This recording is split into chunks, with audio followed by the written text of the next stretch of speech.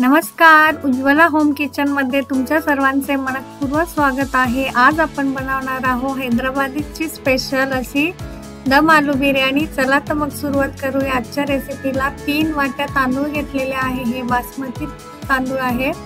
बटाटे घेतले आपण, हे 7-8 बटाटे मोठे आहे त्यामुळे मी अर्धे काप करून घेतलेले आहे। तुमच्याकडे जर बेबी पोटॅटो असेल म्हणजे छोटे छोटे तर नाही कापून घेतले तरी चालेल। हे गरम मसाले आपण घरच्या घरी मसाला बिर्याणीचा तयार करणार आहोत, त्यासाठी आपल्याला लागणार आहे। आता हे तांदूळ 4 ते 5 वेळा मी स्वच्छ असे धुवून घेतलेले आहे। आता ते साइडला ठेवून घेऊया आणि हे बटाटे जे आहे आपण ते पटकन फ्राय होण्यासाठी असं चमच्याच्या सहाय्याने आपण याला असे टोचून घेऊया किंवा चाकूच्या सहाय्याने मध्ये मध्ये कट केले तरी ते पटकन असे फ्राय होतात। या पद्धतीने बिर्याणीला सुरुवात करण्यापूर्वी सर्वांना विनंती आहे की जर आपण चॅनलला सबस्क्राइब केलं नसेल तर चॅनलला नक्की सबस्क्राइब करा। आता हे आपले बटाटे झालेले आहे। आपण याला आता मसाला आपण फ्राय करून भाजून घेऊया, थोडासा रोस्ट करून घेऊया। 2 चमचे धने घेतलेले आहे आणि 2 चमचे जिरे। हे छान मंद आचेवर सुगंध सुटेपर्यंत आपल्याला भाजून घ्यायचं आहे।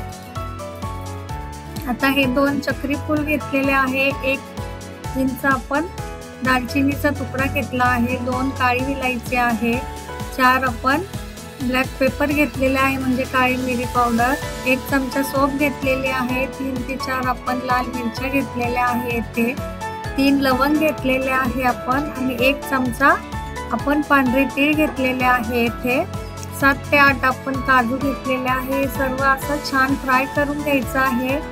हिरवी वेलची आपल्याला 2 ते 3 यामध्ये टाकून घ्यायची आहे, त्याने याचा स्वाद फार छान वाढतो, फार सुगंध छान येतो त्याने। आता हे मसाले थंड झाल्यानंतरच आपल्याला मिक्सर मध्ये याची पावडर करून घ्यायची आहे। आपण बाहेरचा कुठलाही मसाला यात वापरणार नाही आहोत। आता येथे लसूण घातलाय मी 2 इंच आणि 10 ते 15 लसणाच्या पाकळ्या आहे आणि 2 इंच आलं घातलेलं आहे आपण, 15 ते 20 पानं आपण पुदिन्याचे घातलेले आहे आणि इथे फ्रेश क्रीम घातली मी 3 चमचे, 3 हिरव्या मिरच्या टाकून घेऊ आपण आणि थोडीशी कोथिंबीर, चवीपुरतं मीठ घालू आणि हळद घालूया अर्धा चमचा आणि थोडीशी यामध्ये 1 चमचा आपण साखर सुद्धा टाकून घेतलेली आहे, म्हणजे याची टेस्ट फार छान येते। आपल्याला आवडत असेल टेस्ट तर आपण आमचूर पावडर सुद्धा यामध्ये 1 चमचा टाकू शकतो। आता हे जे बटाटे आहे आपण काप करून घेतलेले, हे आपल्याला छान असे मंद आचेवर फ्राय करून घ्यायचे आहे, म्हणजे जेव्हा आपण हे बिर्याणीत भातासोबत खाऊ तेव्हा ते एकदम छान असे क्रिस्पी लागतात आणि बाहेर त्याला एक छान अशी कोटिंग येते। आणि फ्राय करत असतानाच आपण यामध्ये थोडंसं मीठ आणि हळद टाकून घेऊया, म्हणजे हे आळणी लागणार नाही खाताना। फार हैदराबादची फार टेस्टी अशी ही बिर्याणी लागते। जर आपण एकदा ही बिर्याणी घरी केली तर आपण हॉटेलमधली चिकन मटन बिर्याणी सुद्धा खायचं विसरून जाल, एवढी छान याची टेस्ट असते। बघा मंद आचेवर हे छान असे फ्राय करून घ्यायचे आपल्याला आणि मधून मधून चेक करायचं आहे, आपल्याला पूर्ण शिजून घ्यायचे नाहीये, हे फक्त 60 ते 70% बटाटे शिजतील एवढेच फ्राय करायचे आहे। आपण आता हे सर्व छान असे फ्राय करून घेतले, याला आपण मॅरिनेट करून घेऊया। आपण जो आता घरगुती मसाला तयार केलेला आहे बिर्याणीचा तो सर्व यामध्ये छान लावून घेऊ, याला मॅरिनेट करून ठेवू।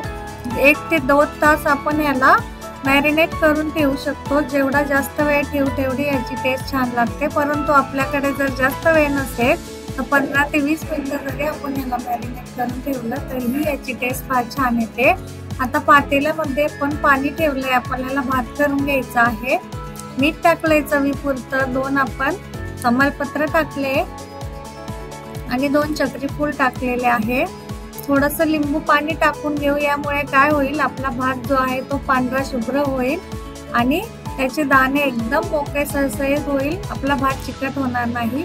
आता हे भाताच्या पाण्याला छान अशी उकळी आली आहे, सर्व तांदूळ धुतलेले आपण यामध्ये टाकून घेऊ।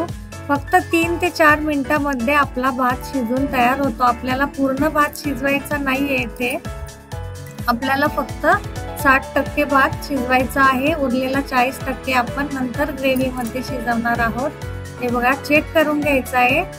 अर्धा जेव्हा फुगेल आणि हाताला थोडीशी कणी लागेल तेव्हाच आपण काढून घ्यायचा आहे हा भात. थोडा थोडा करून सर्व तांदूळ आपण यामध्ये काढून घेऊ.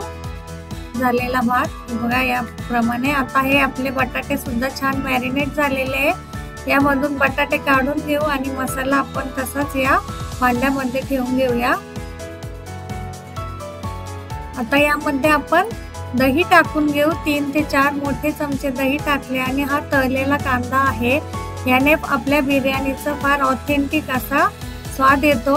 आता हा 4 ते 5 कांदे तळून छान क्रिस्पी करून आपण घेतलेले आहे ते इथे टाकून घेऊया आणि थोडासा कांदा आपण बिर्याणी मध्ये घालायला ठेवून घेऊया.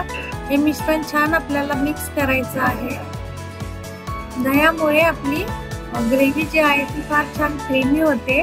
आता या भांड्यामध्ये आपण तूप घेतलंय 2 ते 3 चमचे, कारण आपल्याला आपली बिर्याणी फार स्वादिष्ट बनते साजूक तुपामुळे. आणि जे बटाटे आपण मॅरिनेट करून ठेवलेले होते ते आता इथे छान असे फ्राय करून घेऊया. हे सर्व आपल्याला मध्यम आचेवर करायचं आहे, नाहीतर आपला मसाला जळण्याची शक्यता असते. आता जो दही आणि कांदा टाकलेला जे मिश्रण आहे आपलं ते आता सर्व आपण यामध्ये टाकून घेऊ आणि छान असं तूप सुटेपर्यंत छान फ्राय करून घ्यायचं याला 3 ते 4 मिनिटं. हे बघा आपल्याला दिसत असेल तूप आपलं सुटायला सुरुवात झाली मसाल्यातून आणि फार छान असा सुगंधही दरवळत आहे आपला त्याचा.